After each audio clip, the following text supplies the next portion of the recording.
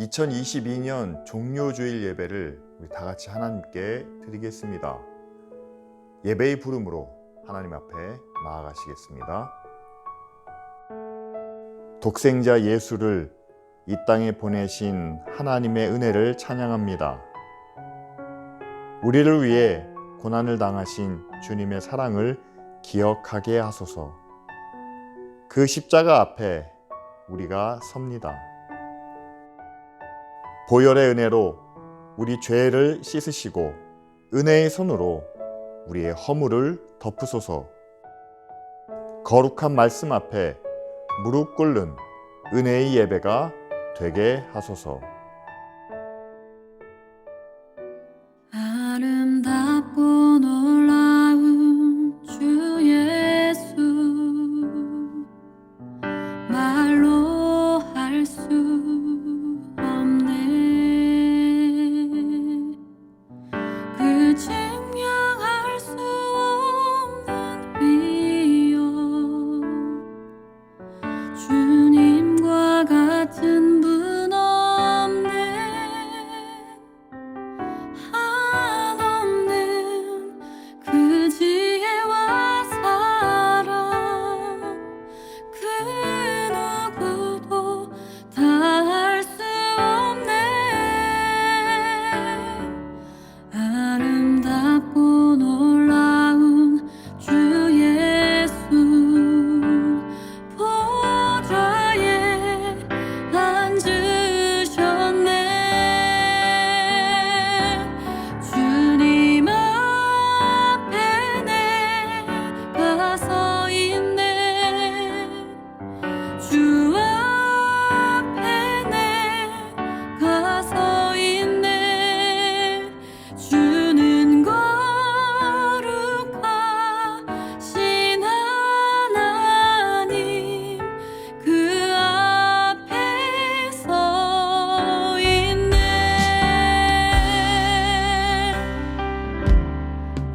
아름답고 놀라운 주 예수,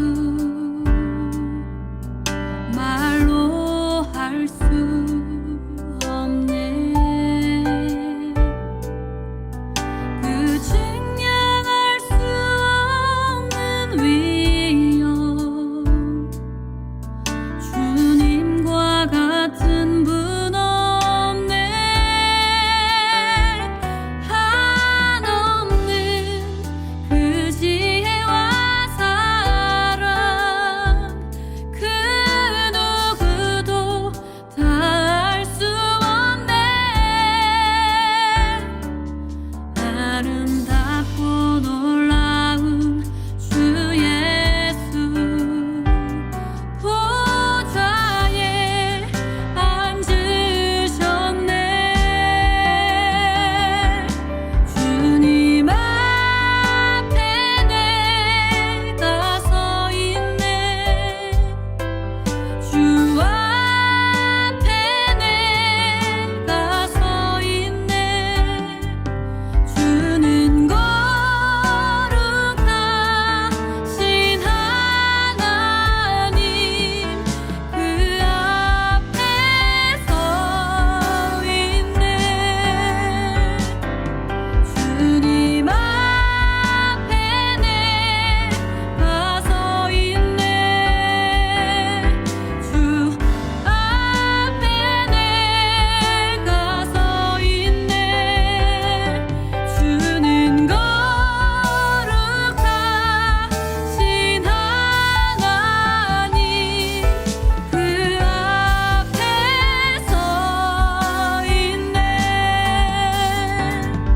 주는 거룩하신 하나님, 그 앞에 서 있네. 그 앞에 서 있네.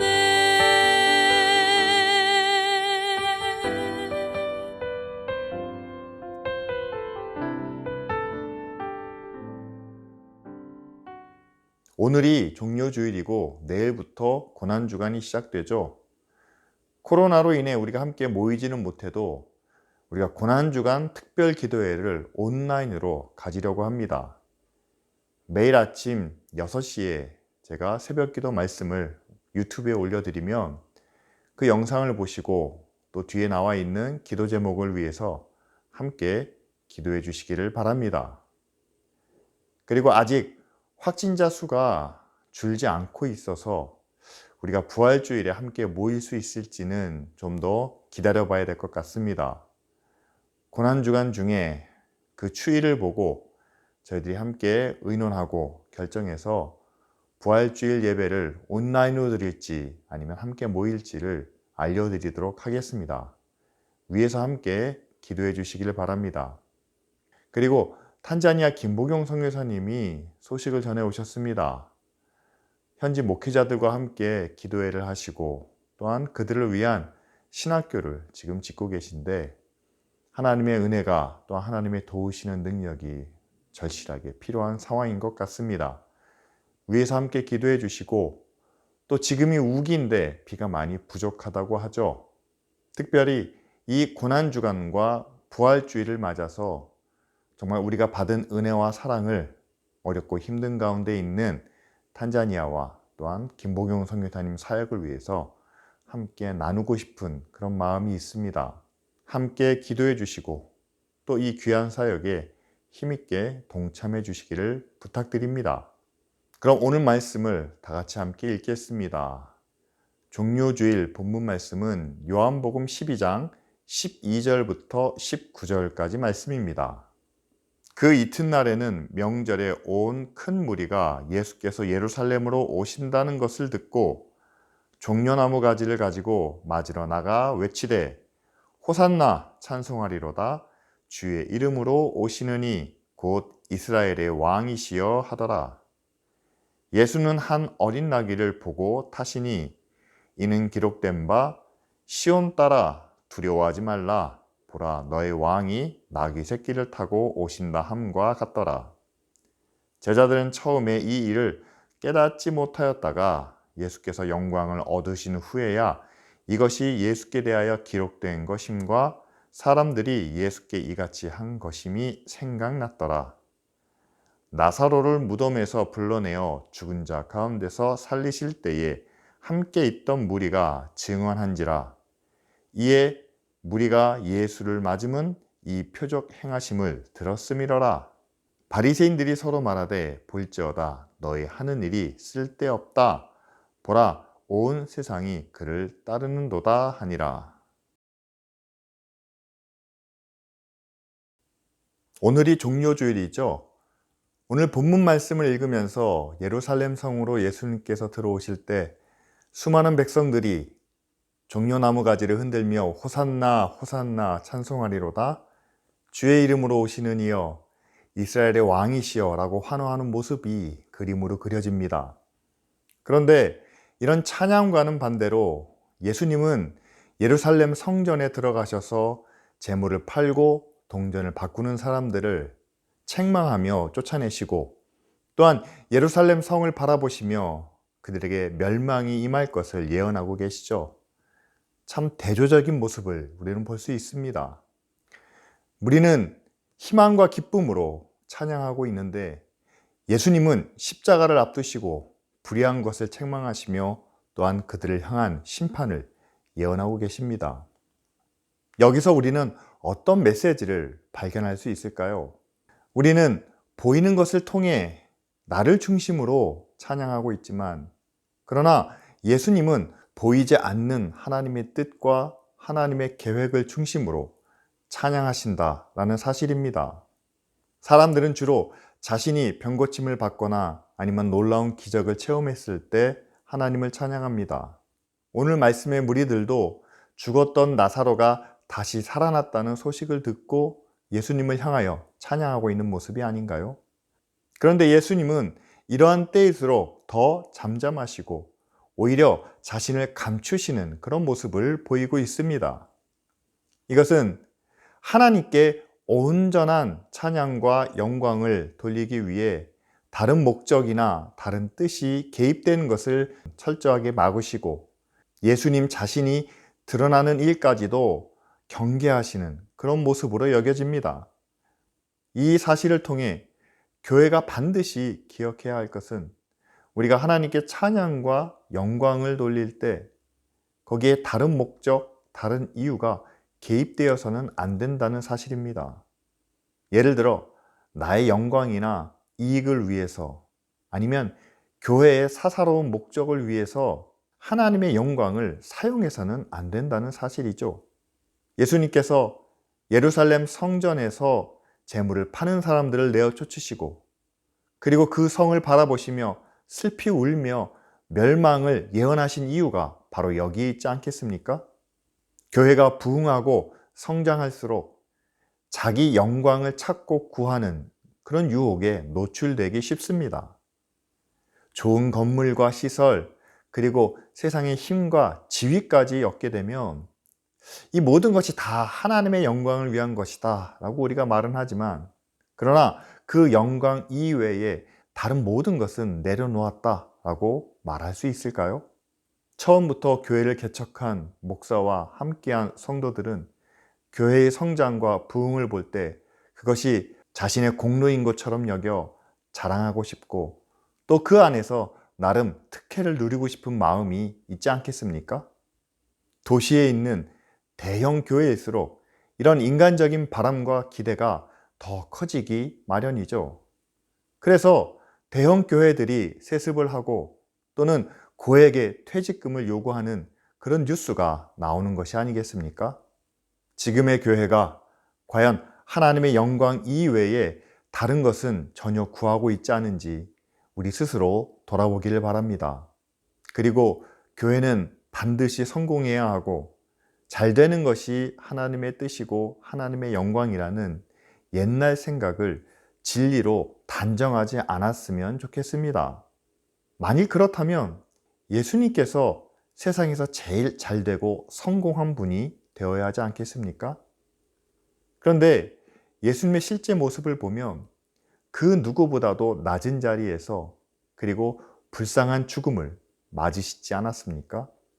따라서 예수님을 따르는 교회도 이 땅에서의 성공과 잘 되는 것보다는 주님과 같이 세상에서는 낮아져야 할 이유가 분명합니다.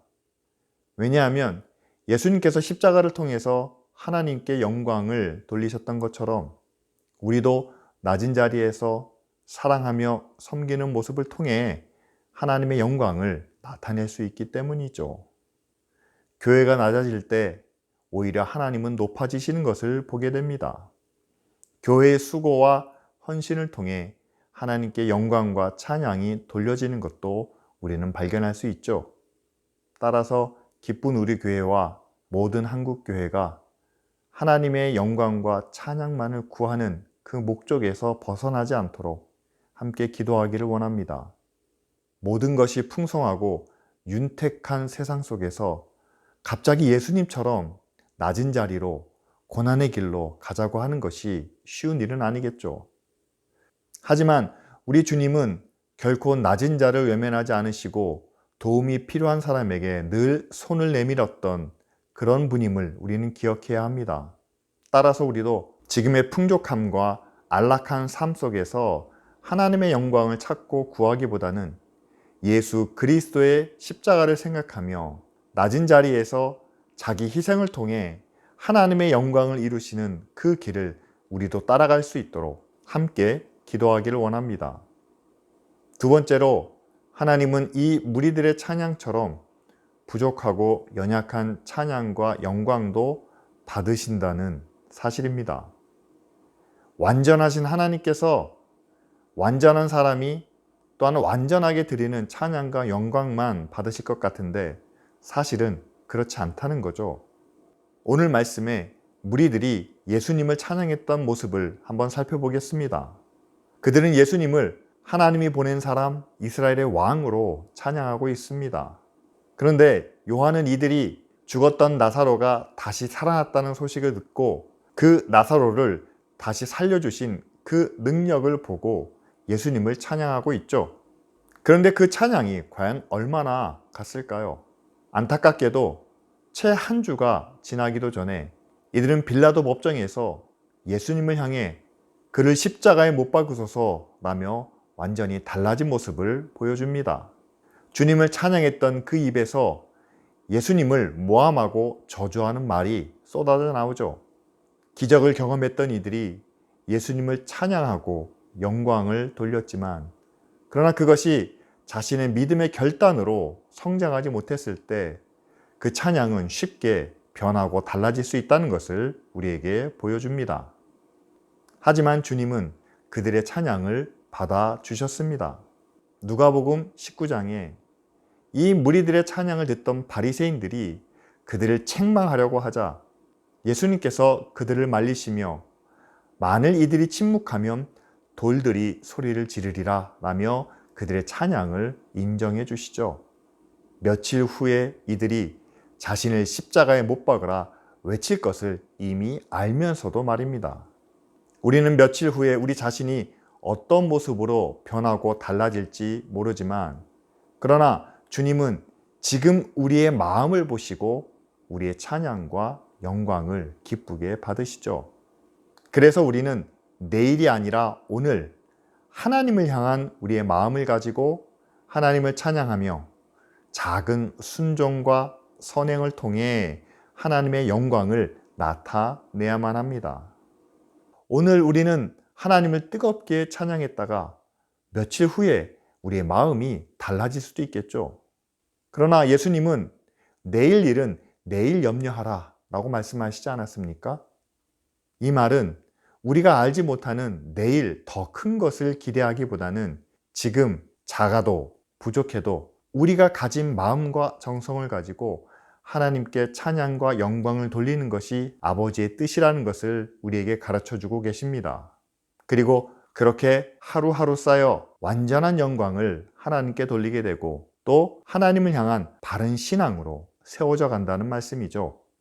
마태복음 25장에 나오는 달란트 비유에서도 이 주인은 적은 일에 충성한 것에 대하여 그 종을 칭찬하고 있습니다. 처음부터 큰 일이 아니라 작은 일이라도 칭찬하는 주인의 모습, 그것이 우리를 바라보시는 예수 그리스도의 마음이 아닐까요? 이렇게 하나님은 우리의 작은 찬양과 영광을 기쁘게 받아주시고 이제는 우리도 그 찬양에 합당한 삶을 살기를 원하십니다. 바로 오늘 본문에 나타난 무리들이 실패한 부분이죠. 우리가 부르는 찬양의 내용은 대부분 하나님의 권세와 능력과 영광을 나타냅니다. 그런데 하나님은 우리도 하나님의 자녀로서 그 영광과 권세의 일부가 되기를 원하신다는 사실이죠. 오늘 말씀 가운데 예수님을 찬양했던 이 무리들도 예수님을 하나님의 사람으로 이스라엘의 왕으로 찬양하며 높였습니다.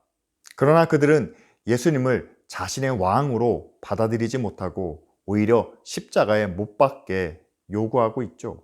만일 나중에 이들이 예수의 부활을 알게 되어 믿음으로 구원을 얻게 되었다 할지라도 예수님을 찬양했다가 다시 예수를 십자가에 못 박게 한 그 일에 대하여 얼마나 많은 부끄러움을 가지고 살았을까요? 다 주님을 버릴지라도 나는 결코 주님을 떠나지 않겠습니다 라고 고백했던 베드로도 그날 밤에 예수님을 3번이나 부인하게 됩니다. 만일 이 베드로가 예수님을 부인하지 않고 끝까지 자신의 믿음을 지켰더라면 부활하신 예수 그리스도를 만났을 때 얼굴을 들지 못하고 부끄러워하는 그 상황은 피할 수 있지 않았었을까? 우린 그런 상상을 해보게 되죠. 그렇다면 저와 여러분들은 마지막 날 예수 그리스도 앞에서 얼마나 당당할 수 있을까요? 그것은 바로 우리가 평소에 부르는 그 찬양을 우리의 생활과 행동을 통해 얼마나 비슷하게 실천하고 있는지에 달려있지 않겠습니까? 하나님이 나의 구원이시오, 나의 반석이시오, 어려운 가운데 만날 큰 도움이시라 찬양했다면 그 찬양처럼 우리가 어렵고 힘든 가운데서도 하나님의 도우심을 바라며 소망을 가지고 기쁘게 살 수 있어야 되지 않겠습니까? 그리고 세상의 불의하고 악한 유혹과 시험 앞에서도 능치 못할 일이 없으신 그 하나님을 의지하여 흔들리지 않고 선하고 의로운 일을 끝까지 지켜나가는 우리 모두가 바로 하나님께 찬양과 영광을 돌리는 그런 믿음의 자녀가 아닐까요? 더 중요한 것은 우리가 하나님께 찬양과 영광을 돌릴 때 그 찬양 안에 우리 자신도 포함되어 있다는 사실입니다. 하나님께 영광을 돌린다면 그 하나님의 자녀인 우리의 영광도 일부 포함되어 있지 않겠습니까?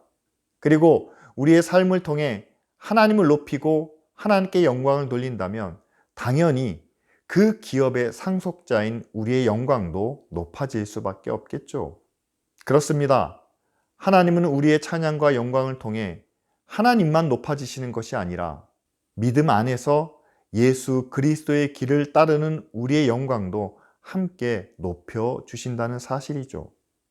그런데 우리의 실제 모습은 오늘 말씀 가운데 나타나는 무리들처럼, 그리고 베드로와 다른 제자들처럼 십자가를 지신 예수 그리스도 앞에 우리의 믿음도 또한 찬양의 내용도 지키지 못하는 연약하고 부족한 존재인 것을 고백하게 됩니다. 이런 난관에 부딪힐 때마다 우리는 하나님께 찬양에 합당한 삶을 살게 하소서, 그리고 우리의 믿음과 실제 생활이 괴리되지 않도록 함께 같은 방향으로 나아가도록 인도하옵소서라고 간절히 구해야 되지 않을까요?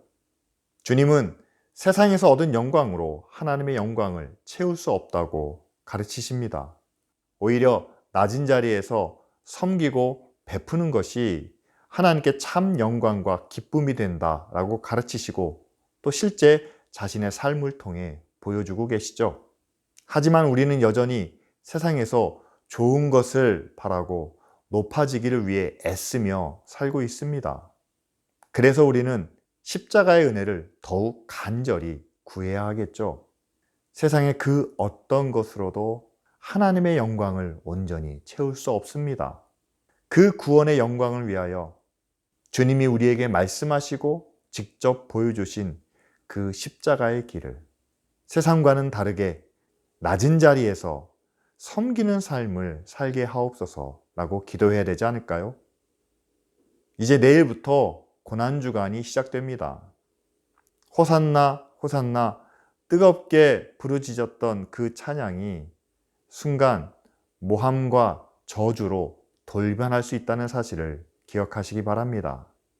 우리의 찬양이 그렇게 변질되지 않기 위하여 우리는 그 찬양을 입으로만 부를 뿐 아니라 우리의 생활 속에서 그에 합당한 삶을 살 수 있도록 우리가 애쓰며 노력해야 하지 않겠습니까?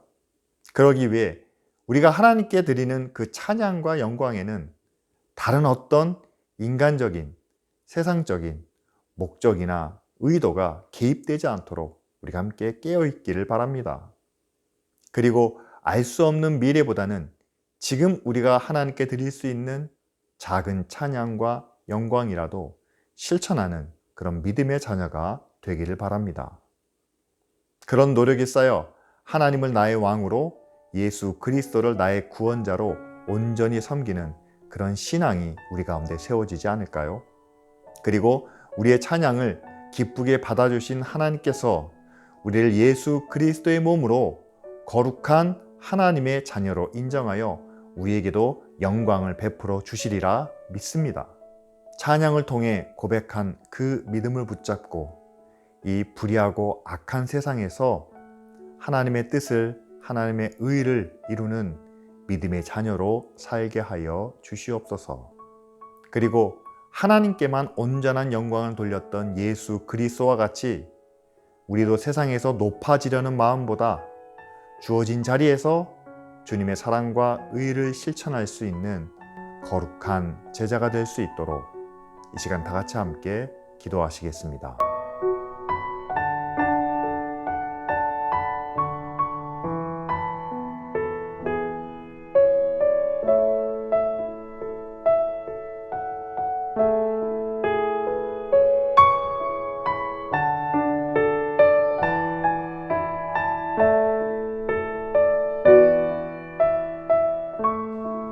하나님, 오늘 우리의 찬양을 기쁘게 받아주신 줄 믿습니다. 이제 한 주간 이 찬양에 합당한 삶을 살아가는 저희들 되게 하여 주시옵소서. 나의 왕, 나의 주로 고백한 그 믿음을 하루하루 생활 속에 실천하며 나타내는 저희들 되게 하여 주시옵소서. 아직은 많이 부족하고 연약하지만 그러나 믿음대로 살기 위하여 애쓰는 그 모습을 주님께 보여드리는 자녀들 되게 하여 주시옵소서. 이 시간 기도합니다. 전능하신 나의 주 하나님을 찬양할 때마다 그 하나님의 능력과 은혜를 의지하는 저희들 되게 하여 주시옵시고, 특별히 어려운 가운데 있는 성도들의 가정을 위해서 기도할 때 치유하시고 은혜 베푸시는 그 하나님의 사랑과 능력을 경험하게 하여 주시옵소서. 특별히 탄자니아에 계시는 김보경 선교사님과 현지 교회와 목회자 그리고 성도들을 위해서 함께 기도합니다. 가뭄으로 인해 어려움 당하지 않도록 하나님 은혜의 담비를 내려주시며, 목회자들을 위한 신학교 건립을 위해서도 하나님 우리 모두가 함께 힘과 정성을 모으게 하여 주시옵소서. 한국에 있는 모든 후원자들에게 은혜를 베푸시며 기쁜 우리 교회가 그 거룩한 일에 함께 믿음으로 동참할 수 있도록 인도하여 주시옵소서. 특별히 고난주간에 우리가 함께 마음과 정성을 모을 수 있기를 원합니다. 우리가 예수 그리스도께 받은 그 사랑과 은혜를 저 탄자니아에 있는 교회와 성도들에게 기쁜 마음으로 나눌 수 있도록 주님 인도하여 주시옵소서. 감사드리며 예수 그리스도의 이름으로 기도합니다. 아멘.